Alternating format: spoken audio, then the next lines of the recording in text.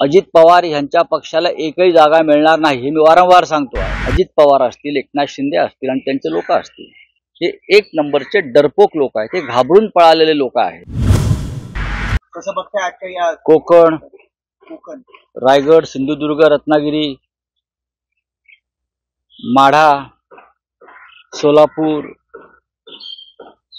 सगळे महत्वाचे मतदारसंघ, महत्वाचे नेते लढत आहेत। मोदी, अमित शहा हे सगळे तिकडे भाषण करून गेलेले आहेत। पण या सर्व मतदारसंघात बारामतीवर तर सगळ्यांचंच लक्ष होतं। म्हणजे महाराष्ट्रात की काय शरद पवार यांचा पराभव करायचा काही करून हे मोदी शहांनी ठरवलंय। महाराष्ट्रातल्या एका स्वाभिमानी नेत्याचा, महाराष्ट्राचा जो आधारवड आहे बाळासाहेब ठाकरे यांच्यानंतर आणि शरद पवार, त्याआधी माननीय बाळासाहेब ठाकरे आणि शरद पवार, या शरद पवार साहेबांचा आणि त्यांच्या कुटुंबाचा बारामतीमध्ये पराभव करून दाखवून द्यायचं की आम्ही व्यापारी गुजरातच्या व्यापाऱ्यांनी एकत्र येऊन पैशाच्या ताकदीवर तपास यंत्रणांच्या मदतीनं महाराष्ट्राच्या अस्मितेचा पराभव केला हे त्यांना दाखवून द्यायचं आहे। पण ते शक्य नाही। बारामतीची लढाई ही महाराष्ट्राच्या स्वाभिमानाची आणि अस्मितेची लढाई आहे असं मी वारंवार सांगतो। आणि बारामतीत तर आम्ही जिंकतोच आहोत, महाविकास आघाडी, सुप्रियाताई सुळे। आणि बारामतीमध्ये तुम्ही लिहून ठेवा, मी सांगतोय ते विक्रमी मताधिक्यानं सुप्रियाताई सुळे विजयी होत आहे, विक्रमी मताधिक्यानं। मला सौ सुनेत्रा पवार यांची दया येते, त्यांच्याविषयी मला वाईट वाटतंय की त्यांच्या पतिराजांनी त्यांना बळीचा बकरा करण्याचा प्रयत्न केला एका गृहिणीला। सुप्रियाताईचं काम आपण सगळ्यांना माहिती आहे काय ते। आणि महाराष्ट्रातल्या अशा अनेक मतदारसंघामध्ये भारतीय जनता पक्ष दारुण पराभवाच्या छायेत आहे। भारतीय जनता पक्षाचे अनेक विद्यमान खासदार हे तुम्हाला या वेळेला लोकसभेत दिसणार नाहीत। महाराष्ट्रातून म्हणतोय हे चित्र स्पष्ट आहे आणि महाराष्ट्राच्या जनतेने ठरवलेलं आहे। आणि लढाई आहे नारायण राणे विरुद्ध विनायक राऊत। नारायण राणे यांच्या बाबतीत पराभवाचा चौकार मारला जाईल। 3 वेळा आम्ही त्यांचा पराभव केलेला आहे। कोकणातही केला आणि मुंबईतही केला। आता ते मोठ्या मैदानात उतरलेत लोकसभेच्या। या कुस्तीत सुद्धा त्यांना चितपट केलं जाईल। विनायक राऊत हे पुन्हा एकदा लोकसभेत जातील। नरेंद्र मोदी येऊ द्या, अमित शहा येऊ द्या, महाराष्ट्राची जनता त्यांचं ऐकण्याच्या मनस्थितीत नाही। 10 वर्ष टोप्या लावल्या तेवढा पुरे।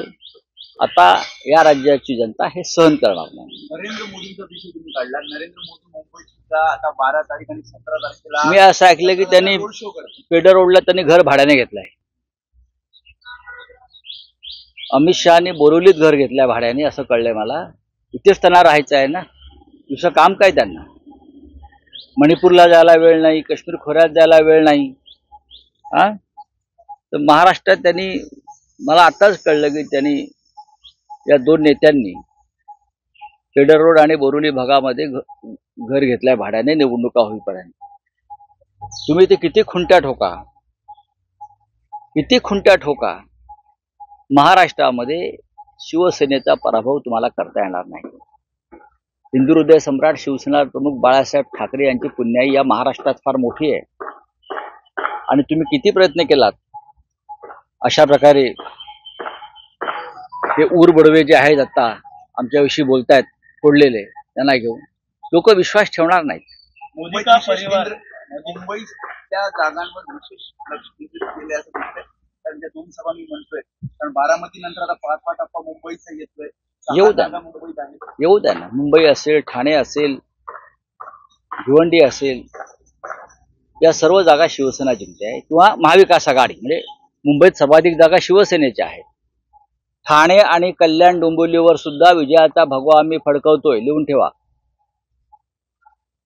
अजित पवार यांच्या पक्षाला एकही जागा मिळणार नाही हे मी वारंवार सांगतो आहे. आणि एकनाथ शिंदे बरं का यांची मजल भोपळा फोडण्यापर्यंत जाईल का हे मला आता सांगता येत नाही. मोदी का परिवार या नावाने मोठं मागतं कुटुंब टिकवता येईल का मोदींना परिवार टिकवता येणार? माननीय शरद पवार साहेबांनी त्याच्यावरती फार चांगलं उत्तर दिलेलं आहे. परिवाराच्या गोष्टी कोणी कराव्यात?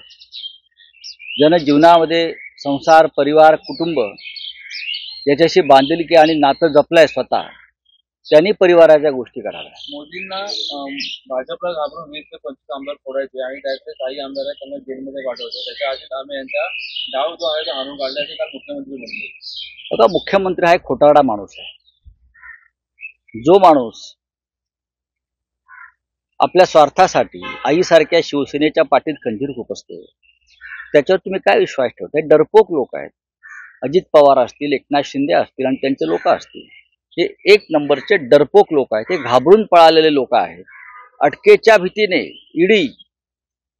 ईडी सीबीआय भ्रष्टाचारासंदर्भातले खटले त्यांच्यावरचे या संदर्भात जे घाबरून पळाले त्यांनी अशा प्रकारची भाषा करण्याच्यावरती विश्वास कोण ठेवेल? चला, थँक्यू.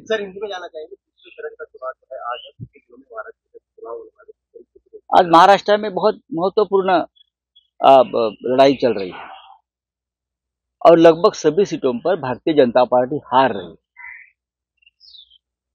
जिसमें बारामती शामिल है, कोंकण है, रायगढ़ है, म्हाड़ा है, सोलापुर है. ये सभी सीटों पर वहां के जो सांसद है जो 2019 में चुनकर आए थे वो इस बार लोकसभा में नहीं जाएंगे. मां विकास आघाड़ी के लोग जीत कर आ रहे हैं.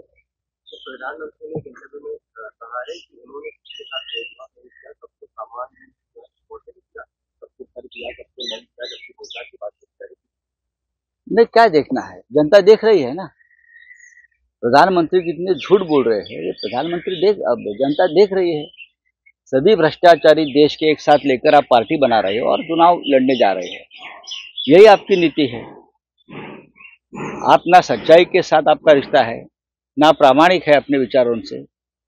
आप 10 साल में अपनी जो जो घोषणाएं की थी, महंगाई हो, गरीबी हो, भ्रष्टाचार हो, आप कितनी इस प्रकार की घोषणा खरी करके दिखाइए, मुझे बताइए. युक्रेन आणि रशियाचं युद्ध थांबवण्याचं काम पंतप्रधान मोदींनी केलं असं मुख्यमंत्री आणि अजित पवार मुख्यमंत्र्यांनी एका गावात पेटाळलं. हा प्रचाराचा विषय झाला. बघा, नरेंद्र मोदी यांनी युक्रेनचं युद्ध थांबवलं.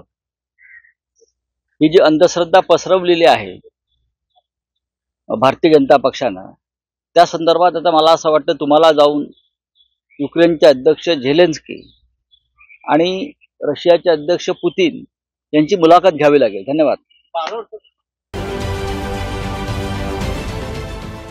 देश विदेशातील प्रत्येक घडामोडींचे लाईव्ह अपडेट मिळवण्यासाठी आता साम टीव्हीच्या सर्व सोशल मीडिया प्लॅटफॉर्मला लाईक, फॉलो आणि सबस्क्राईब करा. तसंच सर्व नोटिफिकेशनसाठी बेल आयकॉन प्रेस करायला विसरू नका.